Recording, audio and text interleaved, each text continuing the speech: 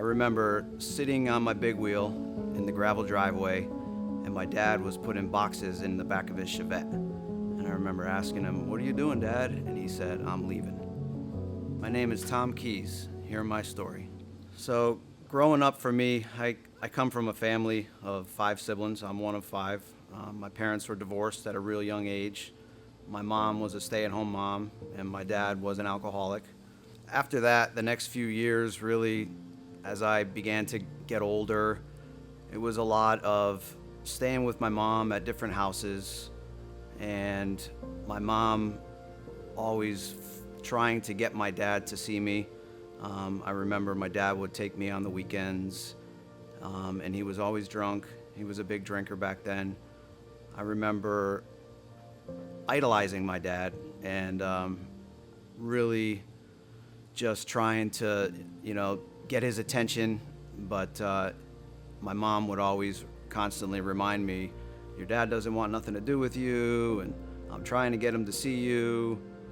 And we just bounced around a lot at that age.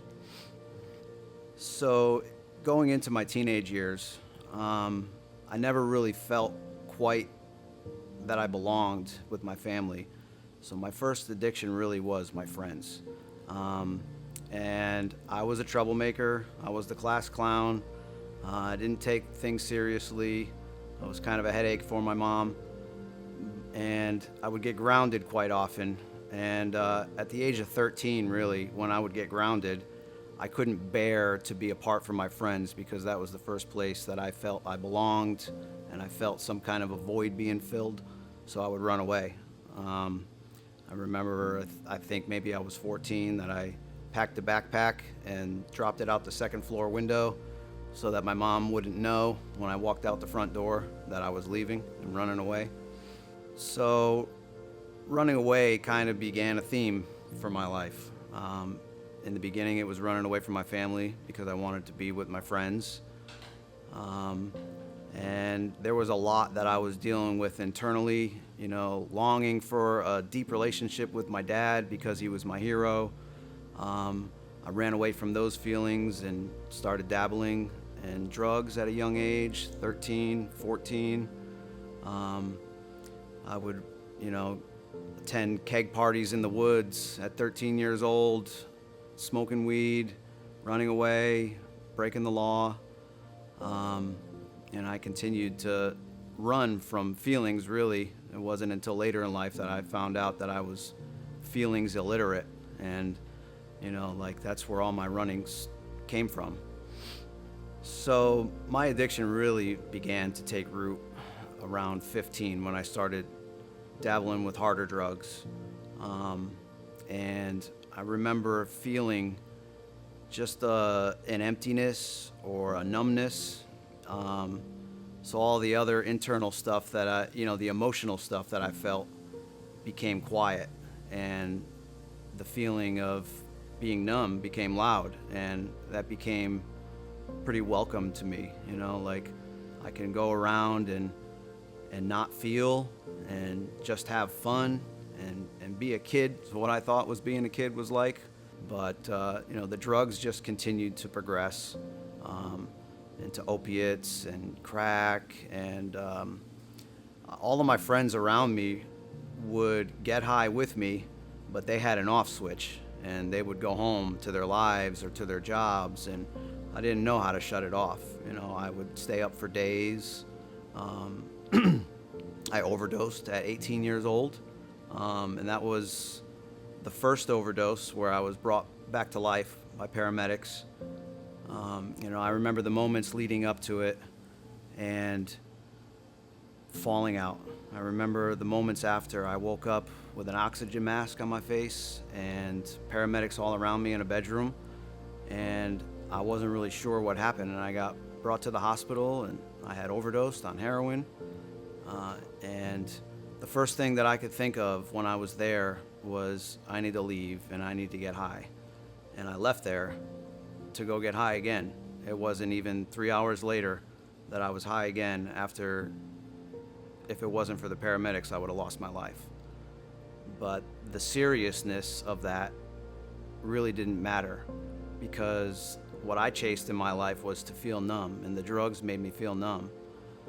So that was all I was focused on. It was like laser vision, just focused on, getting high, staying high, no matter the cost.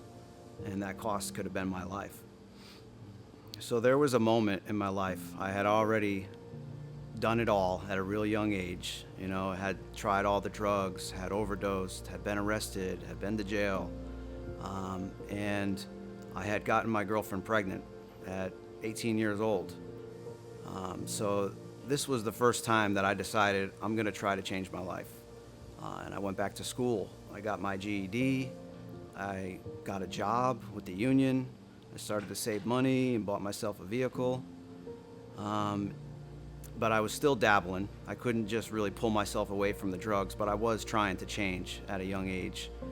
And I got the phone call one day that my ex-girlfriend was going into labor. So we went to the hospital and we had a son, and he was 3 months premature. So I spent a couple weeks, I didn't leave his side.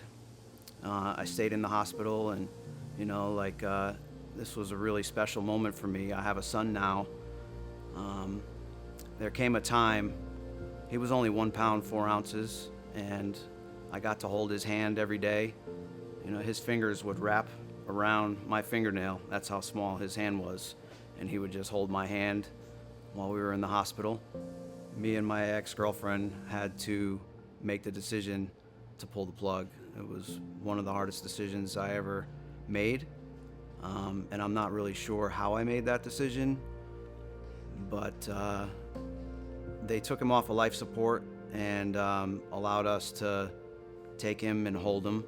And there was around a 3.5-hour process of him taking his last breaths in my arms, and I pretty much watched his soul leave his body.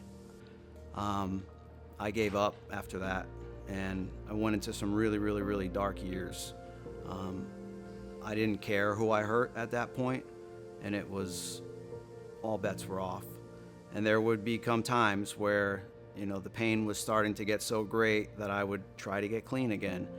But it was always short-lived. I could never stay away from the drugs. There was something that pulled me back to them. And I recognize today I was always trying to fill this void that I was born with. This just continued to progress, and it was jail, prison, overdoses, rehabs, probation, parole. The consequence always changed and got worse until in the end it was like a magic trick. Every time I got high, I was homeless. And in the end, for me, homelessness was really my rock bottom. Walking the streets for months on end, only trying to chase that next high. If you were to show me a picture, I wouldn't recognize the person looking back at me, because it was a dark time in my life. I was spiritually empty, and finally, for the first time, had gotten to the end of myself.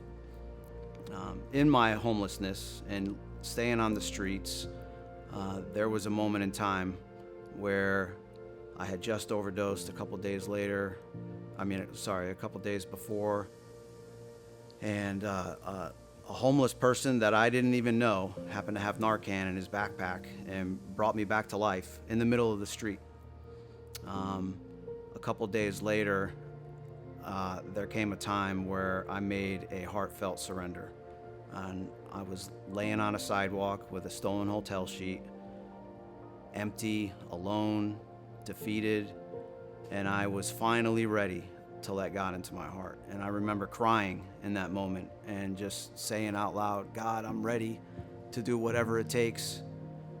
Just lead the way. Tell me what to do. I can't live like this anymore. And that couldn't have came soon enough, because I was days away from death. Today, since giving my life to God, accepting Jesus in my heart, and working a strict recovery program, all that has changed. God has taken my pain and used it for purpose. I get to help others today. I'm coming up on 4 years clean. I'm married. I'm a homeowner. One of the greatest gifts that recovery and God has given me is a wife that I met in recovery, and we get to lock arms together and share our hope with other people. So if your story looks like mine and you're struggling with hopelessness, the one thing that I could tell you is the acronym HOPE. Hold on, pain ends. I can tell you that there is a better way of life out there.